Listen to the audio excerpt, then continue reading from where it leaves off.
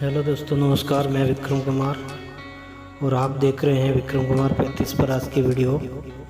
तो दोस्तों, आज की वीडियो इस प्रकार है कि नोटबंदी क्या है, क्यों नोटबंदी किया जाता है, नोटबंदी से भारत देश में किसको फ़ायदा होता है, यह सारी जानकारी जानने का प्रयास करेंगे इस वीडियो में।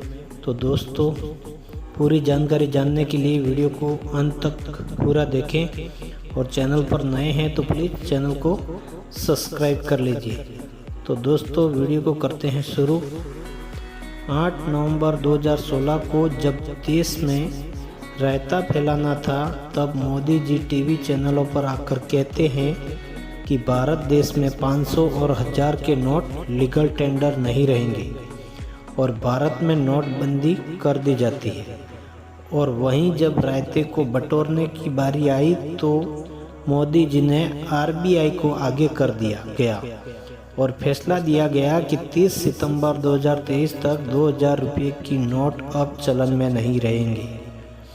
साथियों, 2000 रुपये की नोट को बंद करना सरकार की बहुत बड़ी साजिश है और यह साजिश है 2024 की लोकसभा को लेकर के।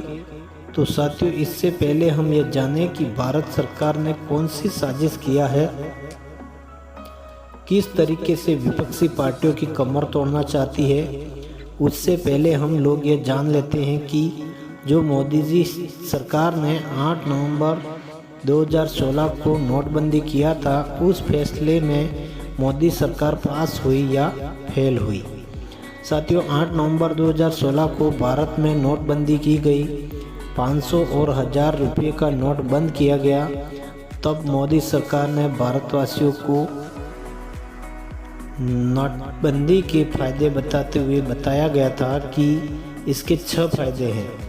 मोदी सरकार ने कहा था कि नोटबंदी का पहला फायदा है भ्रष्टाचार खत्म होगा। दूसरा फायदा है कालाधन विदेशों से वापस लाया जाएगा। तीसरा फायदा है भारत कैशलेस हो जाएगा।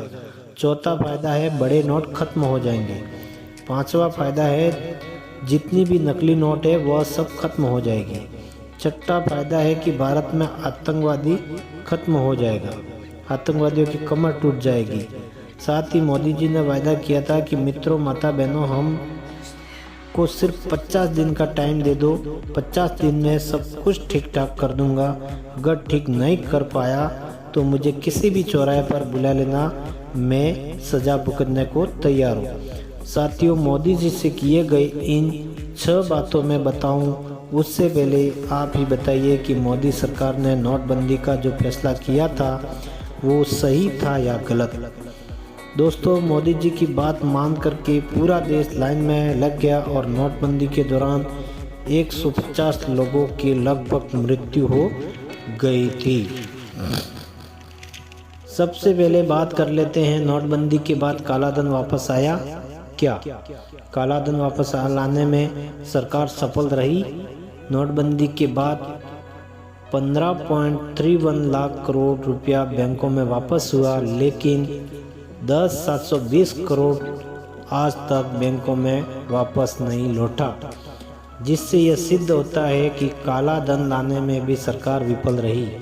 दोस्तों, सरकार का दूसरा मकसद था कैशलेस बनाना। नोटबंदी के पहले 17.74 करोड़ रुपये करेंसी भारत में थी और 5 साल के बाद यह आंकड़ा बढ़कर सिर्फ 28.30 लाख करोड़ पहुंच गया था। तो इससे यह सिद्ध होता है सरकार का जो कैशलेस प्लान था वह विफल हो गया। अगला था उन्होंने कि भारत देश में जितने भी बड़े नोट हैं उनकी वजह से करप्शन और भ्रष्टाचार फैलता है।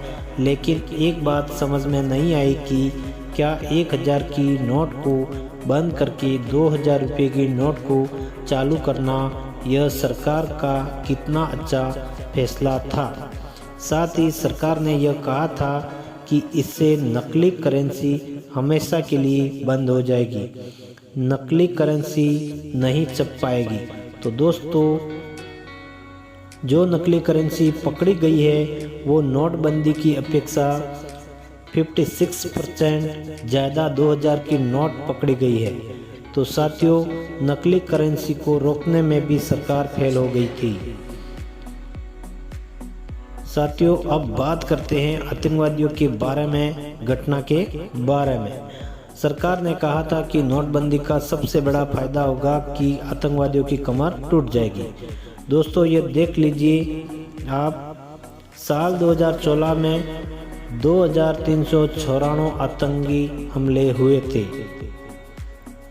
साल 2017 में 2126 आतंकवादी हमले हुए थे।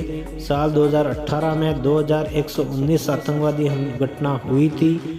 साल 2019 में 1786 घटनाएं हुई थी। साल 2020 में 1431 घटनाएं हुई थी और साल 2021 में 1472 आतंकी घटना हुई थी। साथियों इन आतंकियों की घटनाओं से यह सिद्ध हो जाता है कि मोदी सरकार आतंकवाद काबू नहीं कर पाई थी।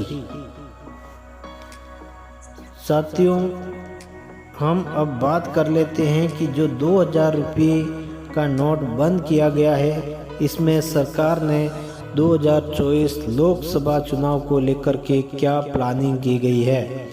ठीक चुनाव से कुछ महीने पहले 2000 रुपये के नोट को चलन से बाहर कर दिया गया है।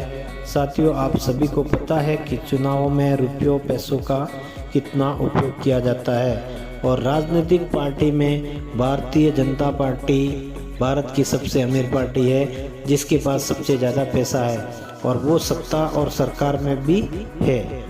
और मोदी सरकार की यह दूसरी नोटबंदी के फैसले से जितनी भी विपक्षी पार्टियां थी जिनके पास पैसों की कमी है, जिनके पास कम फंडिंग आता है, वह पार्टियां पैसों के अभाव में और कमज़ोर बनेगी और भारतीय जनता पार्टी का मुकाबला नहीं कर पाएगी।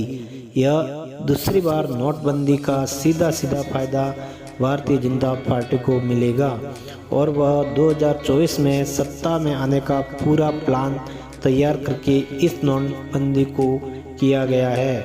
साथियों 8 नवंबर 2016 को जो नोटबंदी की गई थी, यह किसी आतंकी घटना से कम नहीं थी, क्योंकि इस नोटबंदी के कारण ही भारत में सैकड़ों लोगों की मृत्यु हो गई थी और न जाने कितने लोगों को अनगिनत परेशानियां झेलनी पड़ी थी। तो दोस्तों आपको ये वीडियो कैसी लगी कमेंट में ज़रूर बताएं। वीडियो अच्छी लगी हो तो वीडियो को लाइक करें, चैनल को सब्सक्राइब करें, साथ ही बेल आइकन को प्रेस कर लें। धन्यवाद।